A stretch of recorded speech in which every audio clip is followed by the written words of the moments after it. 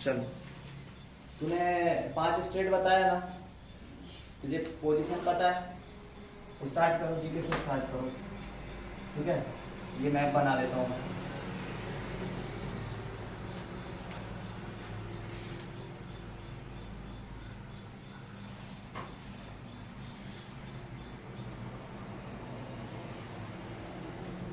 चलो स्टार्ट करो। तूने सबसे पहले क्या बताया? हिमाचल प्रदेश बताया ना। कहाँ पे हिमाचल प्रदेश? कहाँ पे?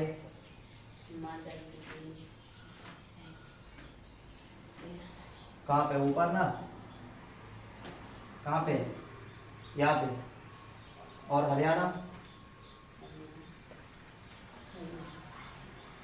है ना? पढ़ के नहीं आए तुम लोग वापस से ना। चलो, इस तरफ हमारा क्या इस तरफ हमारे पास अरब सागर है। अरब सागर या बोल सकते क्या, हिंद महासागर है ना। और इस तरफ क्या है? बंगाल की खाड़ी। चलो अब जल्दी से आगे वाली जो 5 स्टेट बताने वाला है वो कौन बताने वाला है? तू बताने वाला है ना। मैं राजस्थान तक पूछ लिया हूँ इससे। राजस्थान के बाद गुजरात की बोल, जल्दी से बोल। गुजरात की बोल। गांधीनगर। उत्तर प्रदेश की? उत्तर प्रदेश की लखनऊ। मध्य प्रदेश की भोपाल। उसके बाद महाराष्ट्र की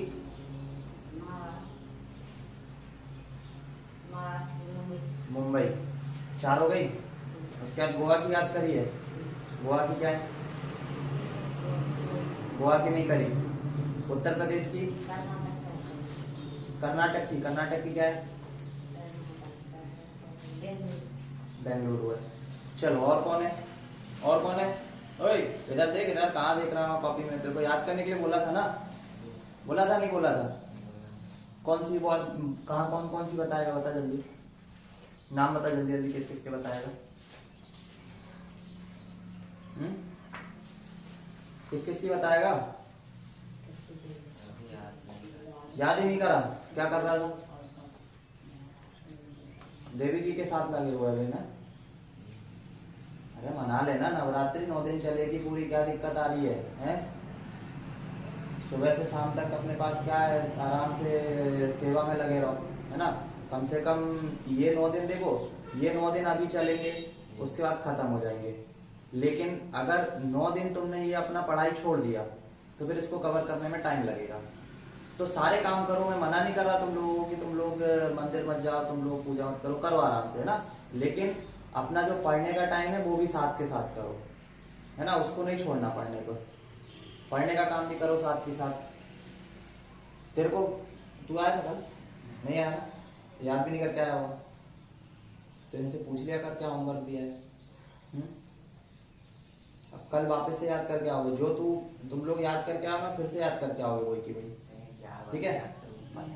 हाँ चल, कल फिर से, कल 5 तुझे भी याद करके आना है, ठीक है। और कल मैं 5 तेरे से भी सुनूंगा। कल ऐसा नहीं होना कि नहीं याद करके आया, कल याद करके आना ही है।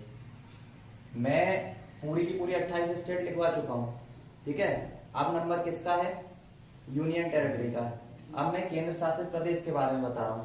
केंद्र शासित प्रदेश में एक तो मैंने यहाँ पे बताया था, जिसका नाम क्या बताया था? अंडमान निकोबार द्वीप समूह, है ना। एक तो वहां पे बताया था केंद्र शासित। पहले बताओ, केंद्र शासित प्रदेश हैं कितने? 8 हैं, है ना। और उन 8 में सबसे पहले नंबर पर लिख लो अंडमान निकोबार द्वीप समूह,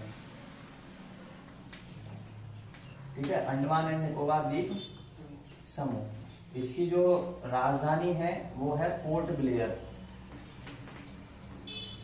पोर्ट ब्लेयर, ठीक है। आधा बा है, उसके बाद ला में एक ही मात्रा है, हा है और रा है, ठीक है। सेकंड नंबर पर किसको लिख दो? सेकंड नंबर पर लिख दो लक्षद्वीप, ठीक है। सेकंड नंबर पर लिख लो किसको? लक्षद्वीप। और लक्षद्वीप की जो कैपिटल है वो है कावरत्ती। लक्षद्वीप की कैपिटल क्या है?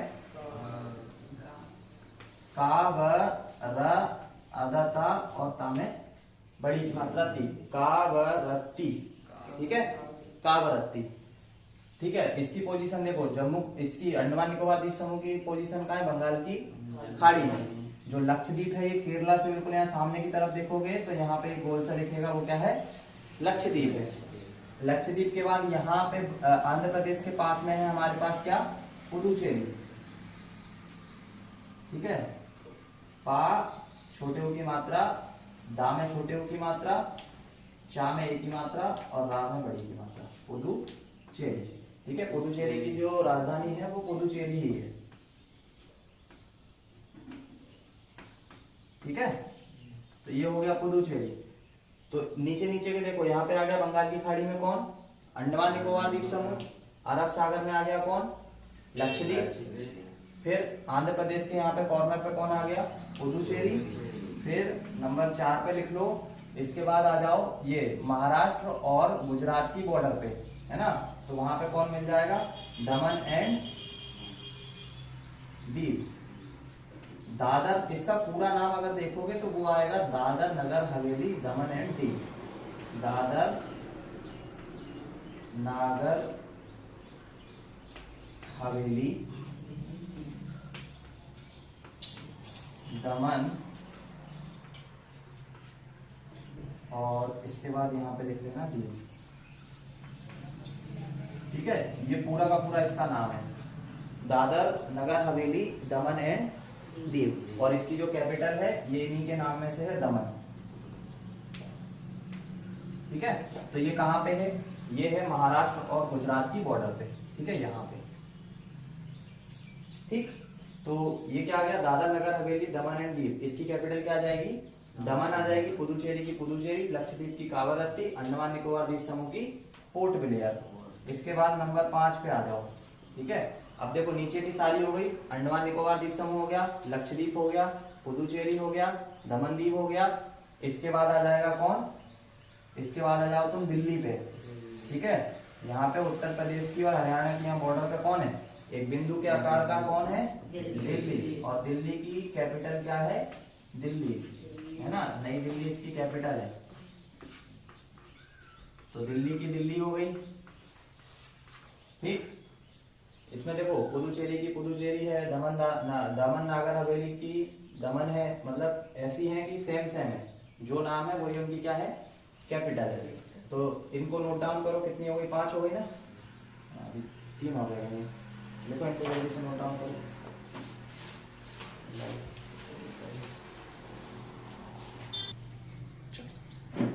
इसके बाद क्या, नई दिल्ली के बाद 6वें नंबर पर किसको ले लो,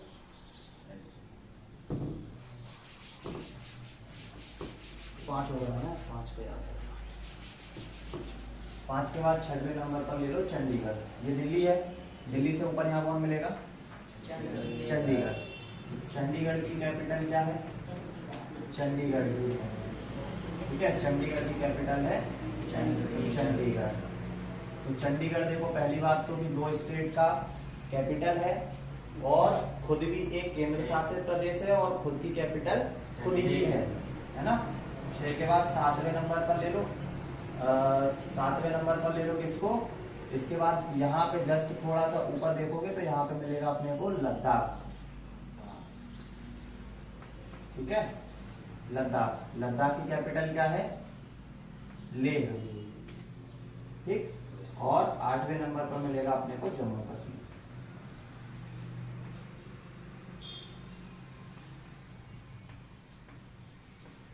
तो जम्मू कश्मीर की 2 कैपिटल है, एक है श्रीनगर, ठीक है।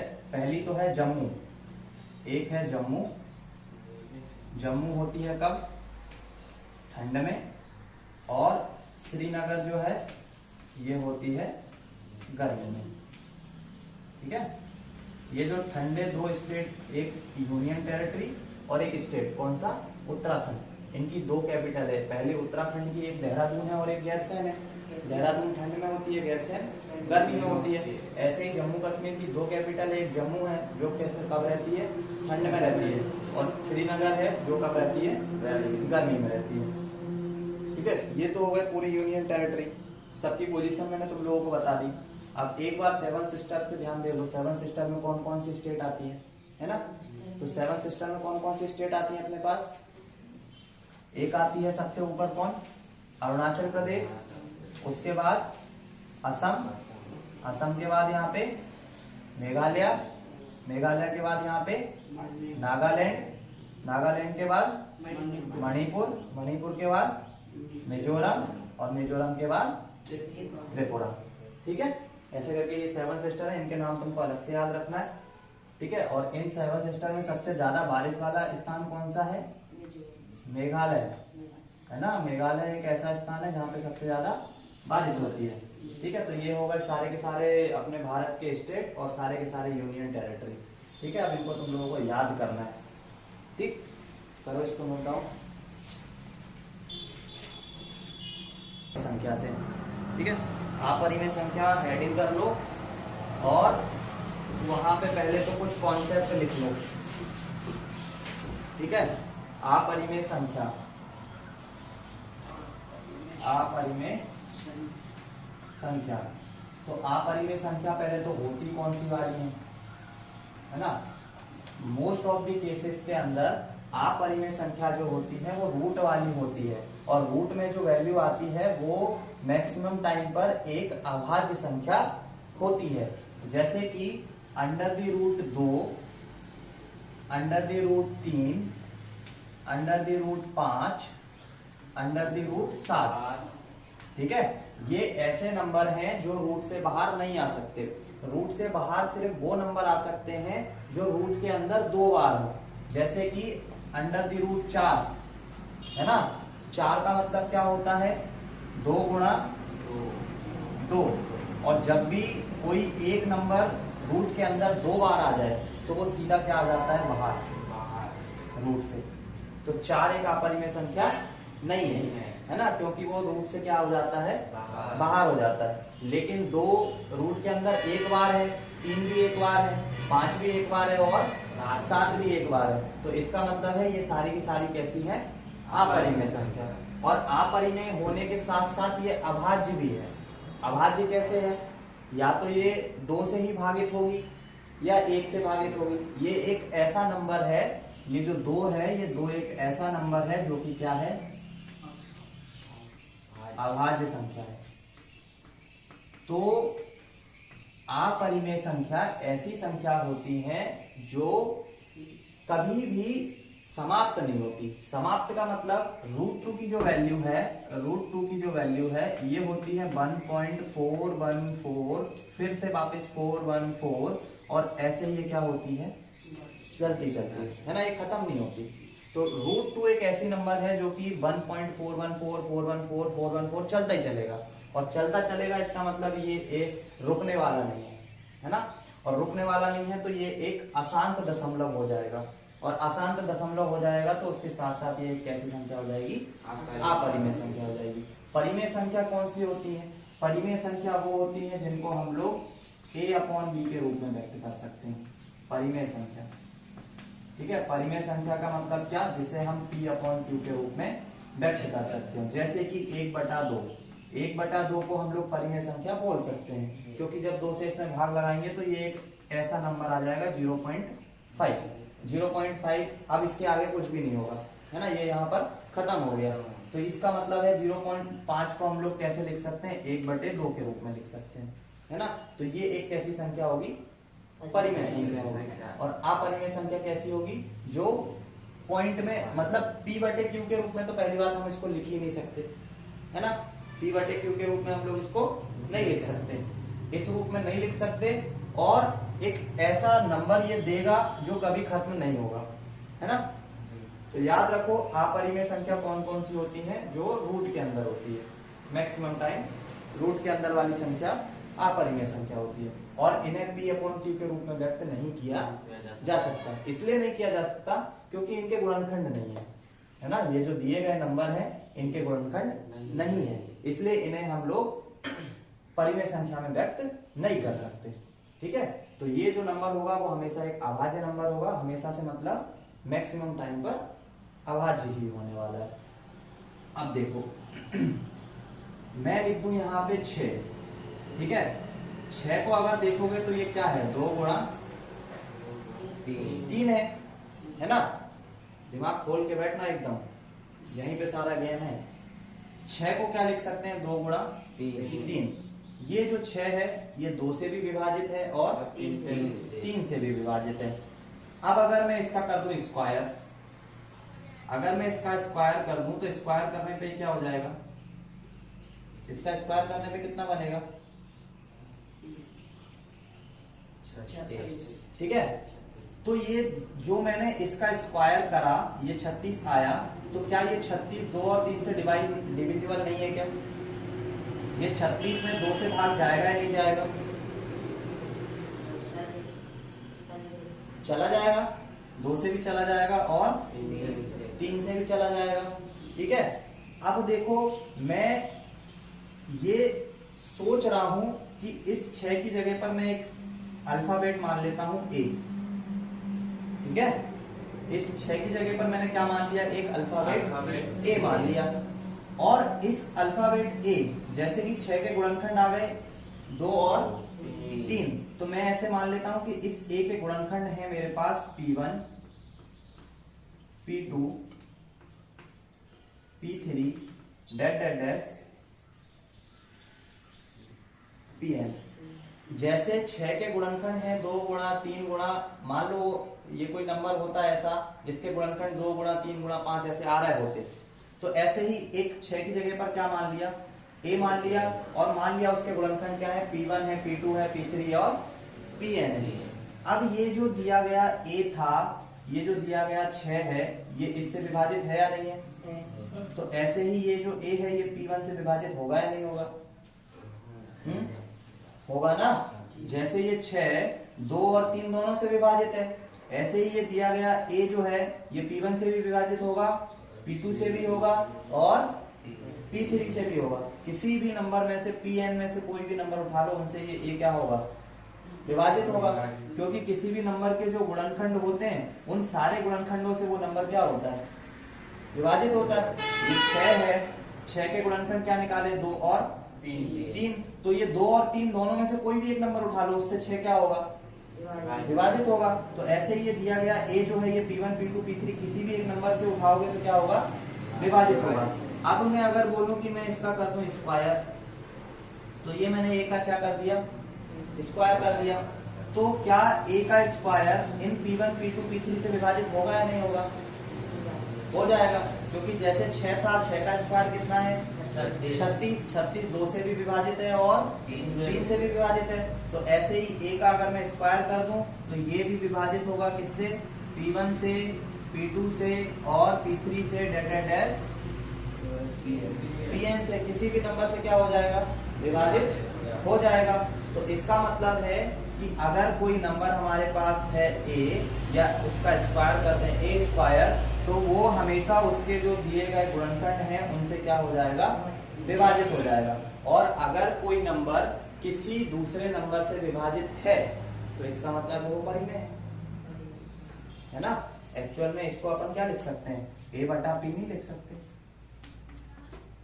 क्योंकि ए जो है ये पी से क्या है, विभाजित है, P1 से विभाजित है, ए जो है ये P2 से विभाजित है और ए जो है ये P3 से विभाजित है ना। और विभाजित है तो इसका मतलब ये कैसी हो जाएगी, परिमेय संख्या। और हमें √2 को क्या प्रूफ करना है, अपरिमेय संख्या। तो उसको अपरिमेय प्रूफ करने के लिए हमेशा हम लोगों को इस रूप में लेके चलना पड़ेगा। हम लोग ये मान के चलेंगे कि √2 जो है ये एक परिमेय संख्या है, और इसका मतलब अगर ये परिमेय संख्या है तो हम इसको a बटे b के रूप में लिख सकते हैं, और b को हम लोग यहाँ लेकर आ जाएंगे तो b यहाँ पर गुणे में आ जाएगा, b√2 बराबर a, और हम दोनों तरफ का स्क्वायर कर देंगे तो हमारे पास आ जाएगा 2b का स्क्वायर बराबर a का स्क्वायर। और अब चूंकि यहाँ पर ये a स्क्वायर लिखा हुआ है, यहाँ पे लिखा हुआ है 2 गुणा b स्क्वायर। अब ये a स्क्वायर इस 2 से क्या हो रहा है, विभाजित हो रहा है। जैसे ये a स्क्वायर P1 से भी विभाजित हो रहा है, P2 से भी विभाजित हो रहा है, ऐसे ही ये जो a स्क्वायर है ये 2 से भी विभाजित होगा और b स्क्वायर से भी। अब चूंकि ये विभाजित हो रहा है इसका मतलब ये एक परिमेय संख्या है ना। और हमने √2 को क्या लेके चले थे, एक परिमेय संख्या और √2 एक परिमेय संख्या नहीं है। तो उस केस में हम लोगों को यहाँ पे ये शो करना पड़ेगा कुछ इस तरीके के केस लेके कि ये जो दिया गया हम लोग ने ये जो √2 लिया था ये हमने मान के चले थे कि एक परिमेय संख्या है। चूंकि ये इसके गुणनखंड निकल के आ गए और गुणनखंड निकलने के बाद इसके पास जो गुणनखंड था √2 के पास जो गुणनखंड है वो सिर्फ क्या है, एक है।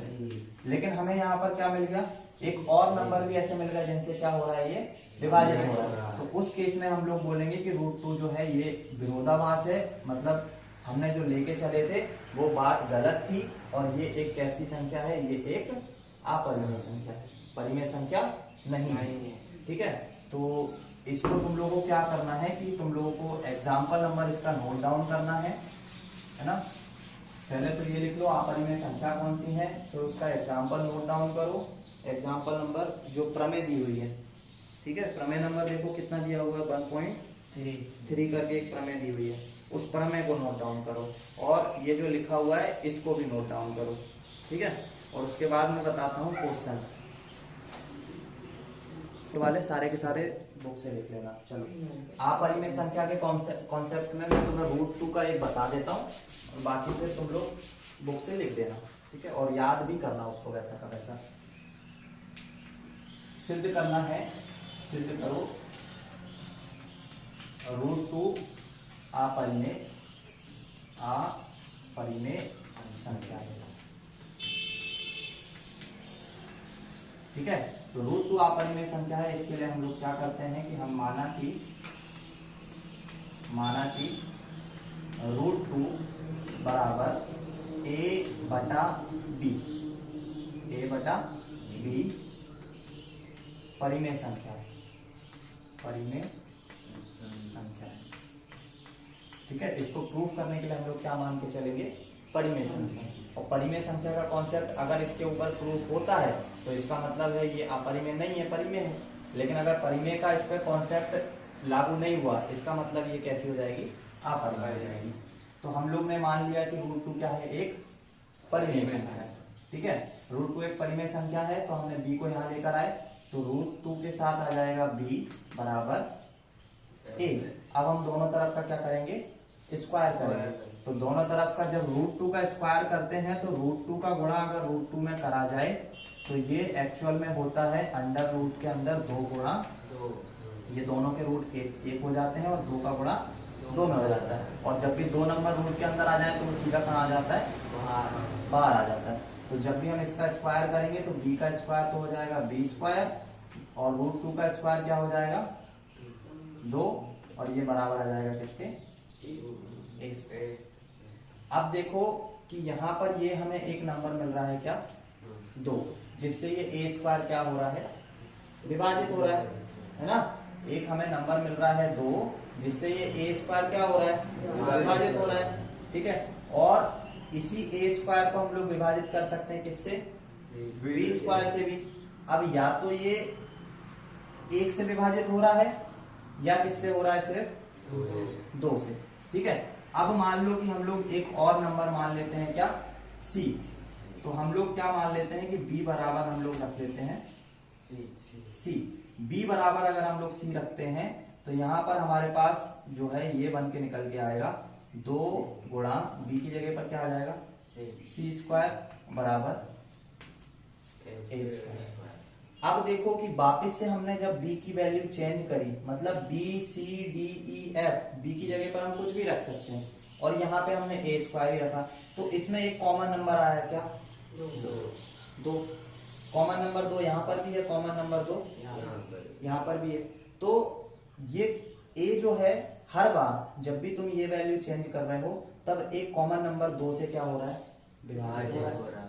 और 2 से अगर बार बार ये ऐसे ही विभाजित होगा तो इसका मतलब है एक परिमेय अपरिमेय संख्या ही ऐसी होती है जो या तो स्वयं से विभाजित होती है ना, या 1 से विभाजित होती है। और वो कॉन्सेप्ट यहाँ पे क्या हो रहा है, दिख रहा है कि ये जो a² है ये हमेशा किसी एक नंबर किससे, 2 से, हमेशा किसी एक नंबर 2 से क्या हो रहा है, विभाजित हो रहा है।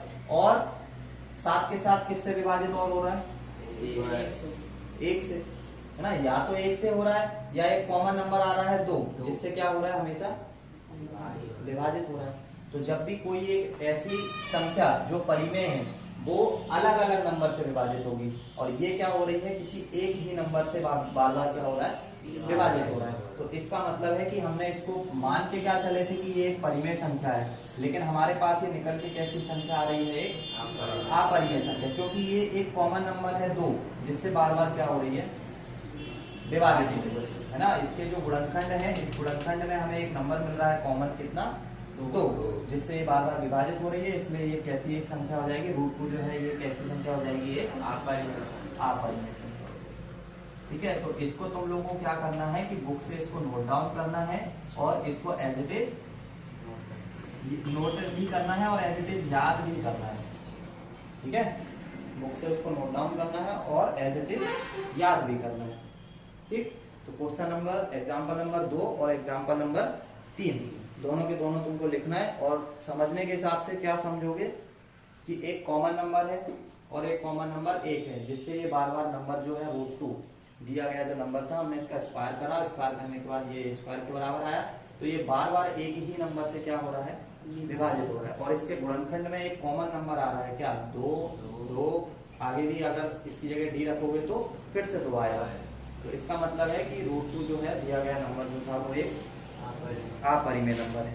ठीक, करो इसको क्या नोट डाउन करो, एग्जाम